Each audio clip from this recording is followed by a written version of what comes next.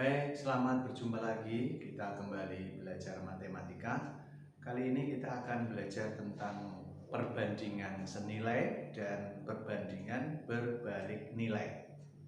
Yang pertama, kita akan membedakan dulu apakah yang kita bandingkan ini perbandingan senilai atau berbalik nilai. Ini penting karena nanti berkaitan dengan cara penyelesaiannya. Nah, saya akan berikan dua contoh berikut ini. Yang pertama, perbandingan antara jumlah kendaraan yang akan parkir dan luas lahan parkir yang harus disediakan. Nah, bagaimana kita bisa melihat ini perbandingannya senilai atau berbalik nilai? Caranya itu mudah sekali. Mari kita lihat bagaimana efek perubahan salah satu faktor terhadap faktor lain. Misalnya begini, secara logika kita berpikir, kalau jumlah kendaraan itu makin banyak, logika kita mengatakan bagaimana?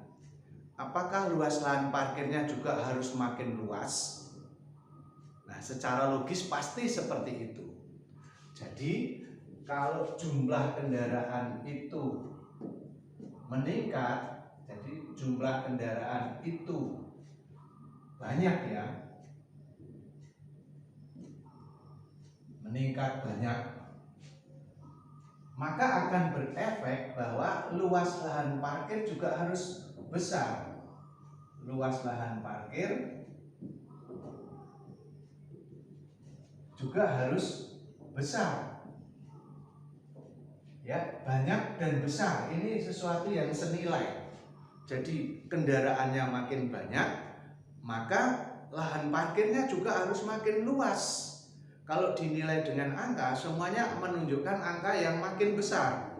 Jadi kalau boleh dikatakan jumlah kendaraannya itu besar, jumlahnya, nilai angkanya, maka luas lahan parkir juga harus nilai angkanya besar. Juga demikian kalau dibalik. Kalau jumlah kendaraannya sedikit, ya, maka perlu luas lahan parkir juga kecil aja. Sedikit itu kalau dinyatakan dengan angka juga kecil. Nah, demikian pula tentang luas yang sempit juga kecil. Nah, maka ini jelas kalau begitu ini adalah senilai. Oke, gitu. Sekarang kita lihat contoh yang berikutnya. Perbandingan antara kecepatan dan waktu tempuh. Apa hubungannya kecepatan gerak suatu benda dengan waktu yang dipergunakan untuk menempuh jarak itu? Kita berpikir secara logis. Kalau kita melakukan perjalanan, kalau kendaraan yang ditumpangi itu makin cepat, berarti kecepatannya besar, ya. Kecepatannya besar, itu makin cepat. Ini besar. Maka bagaimana dengan waktu yang akan diperlukan? Maka secara logis kita akan mengatakan kalau kecepatannya tinggi, maka kita perlu waktu lebih kecil. Ya. Waktu tempuhnya kecil. Kalau dinilai dengan angka. Sebaliknya, kalau gerak kendaraan itu lambat itu berarti kecepatannya kecil. Maka untuk menempuh jarak itu, yang sama itu, kita perlu waktu yang cukup lama, berarti angkanya besar. Nah, besar dan kecil ini sesuatu yang berkebalikan. Maka jelas berarti antara kecepatan dan waktu tempuh ini adalah perbandingan yang berbalik nilai. Jadi begitu cara melihat, cara membedakan ini perbandingan senilai atau berbalik nilai, dilihat pengaruh perubahan salah satu faktor terhadap faktor yang lain. Nah, baik, yang kedua sekarang bagaimana menyelesaikan perbandingan senilai. Mari kita lihat contohnya. Seorang pekerja mendapat upah 750.000 untuk 6 hari kerja. Berapa upah yang diterima jika ia bekerja selama 25 hari? Dalam contoh ini kita akan bandingkan dua hal yang senilai. Apa itu? Yaitu antara besar upah dengan lama kerja. Secara logis kita akan mengatakan bahwa kalau orang itu bekerja lebih lama atau lama kerjanya besar, maka tentu nalar kita mengatakan ya upahnya juga makin besar. Maka ini senilai. Nah, ada banyak cara untuk menyelesaikan. Nah, salah satunya adalah dengan cara seperti ini. Kita buat tabel. Kita buat tabel membandingkan antara lama kerja dengan besar upah. Nah, kita isikan di sini. Kalau lama kerja 6 hari, maka besar upahnya Rp75.000. Maaf, Rp750.000. Lalu tanya, berapa upah yang diterima jika ia bekerja 25 hari? Nah, kalau 25 hari, besar upahnya berapa? Tanda tanya. Nah, kita bisa ganti tanda tanya ini dengan satu variabel, misalnya Y. Pilih aja huruf A sampai Z.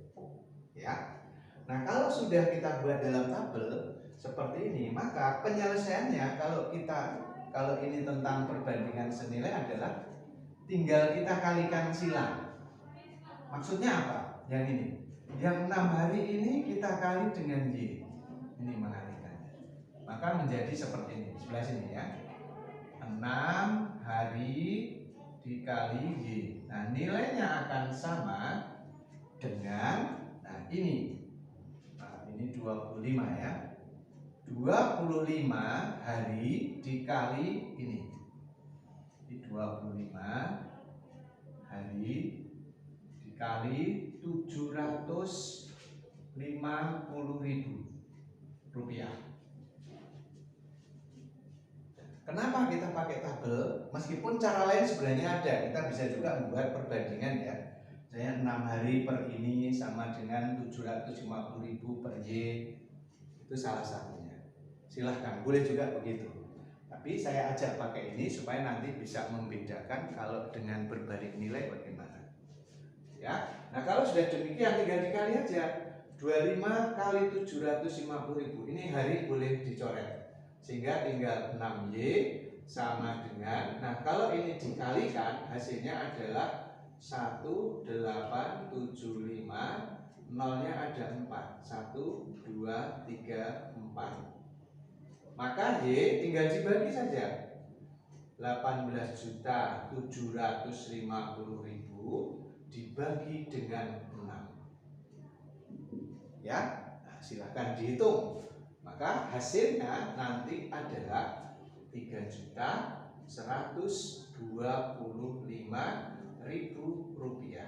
Nah, jadi karena ia bekerja 25 hari, upah dia sebesar Rp3.125.000. Nah, sekarang yang ketiga berkaitan dengan perbandingan berbalik nilai. Ya, mari kita lihat contoh ini. Suatu pekerjaan akan selesai dalam waktu 5 jam dengan jumlah pekerja 12 orang. Jika ternyata yang dapat bekerja hanya 8 orang, berapa jam pekerjaan tersebut akan selesai? Nah, di sini kita membandingkan antara apa? Ya, jumlah pekerja. Sini jumlah pekerja dengan waktu yang diperlukan. Waktu. Secara logis kita akan mengatakan kalau suatu pekerjaan itu dikerjakan oleh orang yang jumlahnya makin banyak, maka waktunya akan makin dikit, makin cepat selesai. Sebaliknya kalau jumlah pekerja makin dikit, ya, maka waktu yang diperlukan makin besar, lama selesainya. Maka ini berkebalikan, maka jelas berbalik nilai. Nah, mirip dengan perbandingan senilai tadi, kita buat tabel dulu. Jumlah pekerja 12 orang, waktu yang diperlukan 5 jam. ternyata yang bisa bekerja hanya 8 orang. Nah, berapa waktunya? Tanda tanya. Kita misalkan ya, kita beri variabel bahwa waktu yang diperlukan adalah T.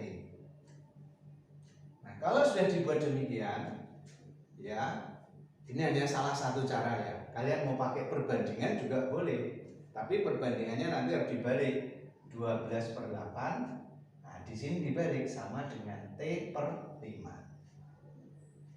Ya, kanan kiri juga boleh. 12/5 nanti harus sama dengan T per 8. Kalau pakai perbandingan.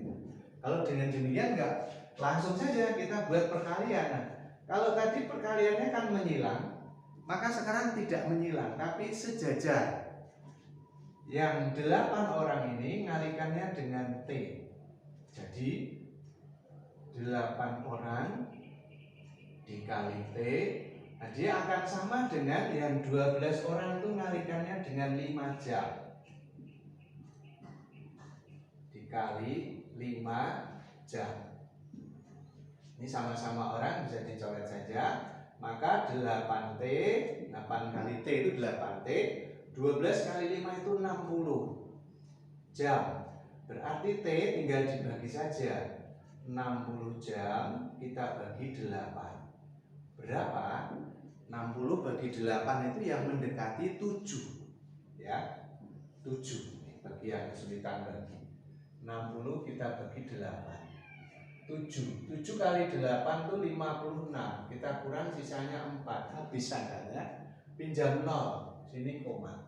40 bagi 8 itu 5. Nah, 0. Oke, berarti 7,5 jam. Jadi, kalau pekerjaannya hanya 8, pekerjaan itu akan selesai dalam 7,5 jam. Nah, nanti kalian bisa melihat variasi soal lain. Mungkin kalau mulai kerja jam sekian, selesainya jam berapa. Oke, ini yang ketiga. Nah, yang keempat adalah tentang grafik perbandingan antara perbandingan senilai dan berbalik nilai. Mari kita lihat. Ya.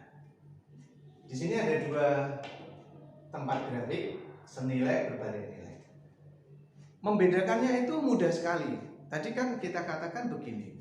Jadi kalau perbandingan senilai itu, kalau faktor A membesar, maka akan menyebabkan faktor B juga membesar. Atau kalau faktor A mengecil, menyebabkan faktor B juga mengecil. Maka kalau dilihat grafiknya itu akan dari kecil naik terus begitu. Ya, seperti ini contohnya. Ya, yang jelas grafiknya dari kiri ke kanan itu akan naik. Misalnya begini. Terserah soal kemiringannya seperti apa, tapi yang pasti bahwa grafiknya akan naik. Itu ciri dari perbandingan senilai. Ya, jadi di sini kalau A ini makin besar, ini jelas ke kanan makin besar, maka B juga akan makin besar.